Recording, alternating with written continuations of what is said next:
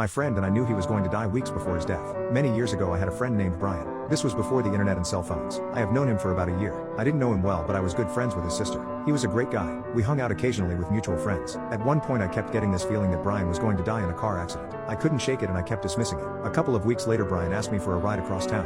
On the way, he asked me if I ever had the feeling that I was going to die. Of course, I said no, and I didn't tell him about what I had been thinking. He said he had that feeling. I told him that was ridiculous and asked him how he thought it was going to happen. He said a car accident. I was shocked. I went on to say that it's just in his head. No one can predict these things. He's going to be fine. He didn't seem too confident that I was right. As far as I know, he never talked to anyone else about this. He told me that he left a note in his sock drawer for his father. They had a bit of a strained relationship like a lot of teenagers and parents do. They weren't talking at the time. He wanted his father to know that he loved him in case something happened. He wanted his father to know that, even though they didn't get along at the time, he knew his father loved him and was proud of him. The following Saturday the feeling I had about Brian grew much stronger. I became anxious and couldn't sit still. I was pacing around my apartment. I couldn't think about anything else. That evening I decided I needed to find